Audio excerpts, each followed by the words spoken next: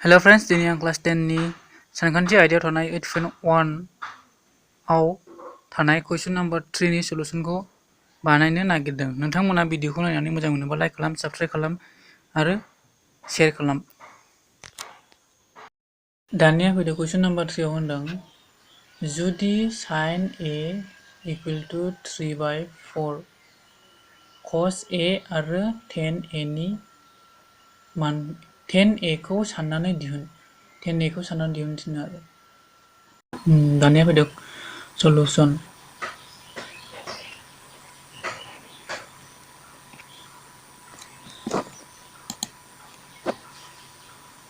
गिबियाव जोङो मोनसे खनाथि आखान्थिथाम आखिनानै लाग्रोनि A B C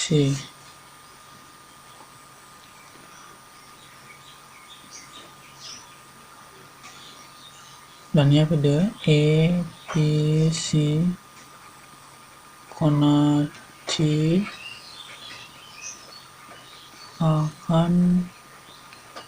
आखान्थिथाम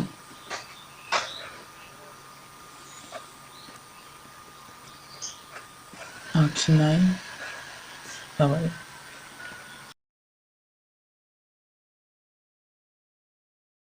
दानिया फैदो sin a equal to 3/4 बे मा होनाय दं आरो होनाय दं। दानिया इनप्लास खालामदो sin a आ मा जादोंमोन? sin a आ गाहायाव लाव आखान्थिया बेहाय मा AC/BC ए खनानि उल्था आखान्थि BC equal to 3/4 दानिया BC/3 equal to AC/4 equal to K हमबाय K हमना लाबाय। दानिया BC खौ माबाजों सानजोबदो दानिया BC equal to 3K AC equal to 4K दानिया जों BC नि मानखौ 3K हमना लाबाय 3K AC नि मानखौ जोङो 4K मोनबाय आरो दानिया therefore दानिया ट्रायंगल ABC खनाथि आखान्थिथामनिफ्राय मोनो।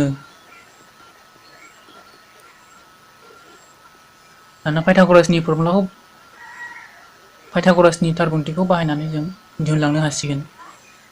AC square equal to AB square plus BC square दानिया AC नि माना बेसेबांमोन 4K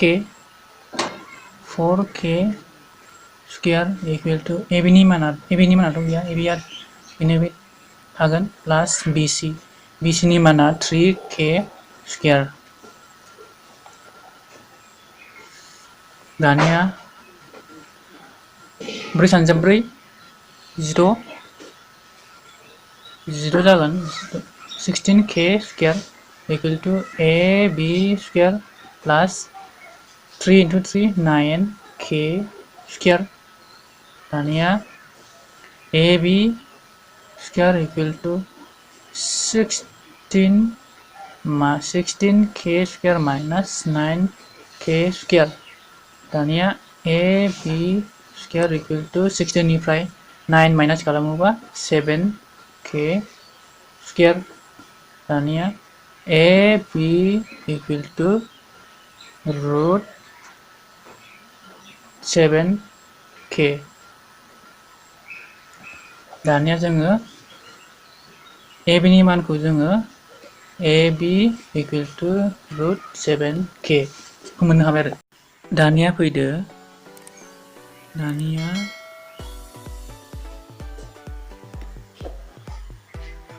cos a equal two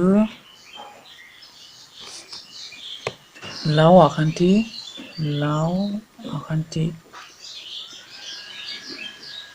गाहायाव लाव आखान्थि गोजौआव ए खनानि नांजाब आखान्थि इक्वल टु लाव आखान्थिया ए सि नांजाब आखान्थिया जाहैबाय ए बि समान समान AC नि माना 4k AB नि माना जों मोनदोंमोन √7k। दानिया k केन्सेल खालामदो, गोजौआव 7 गाहायाव 4 cos नि मानखौ मोनबाय आरो जों। दानिया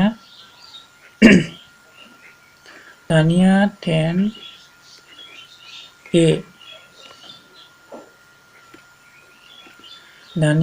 नियाव मा होनदों 10a नियाव गाहायाव थागोन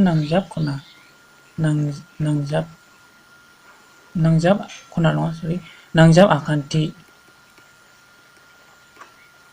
गाहायाव थागोन नांजाब आखान्थि, गोजौआव थागोन उल्था आखान्थि, थारमाने ए खनानि उल्था आखान्थि आरो उल्था आखान्थि समान समान नांजाब आखान्थिया AB, उल्था आखान्थिनि माना जों मोनदोंमोन गोजौआव उल्था आखान्थि BC नि मान मोनदोंमोन,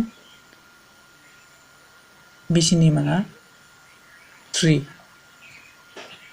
BC गोजौआव थागोन BC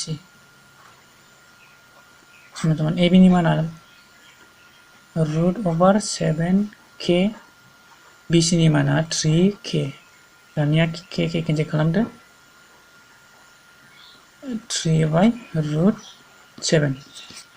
दानिया जोङो cos नि मानखौ जोङो बेसेबां मोनखो √7/4, 10 नि मानखौ जों मोनबाय 3/√7।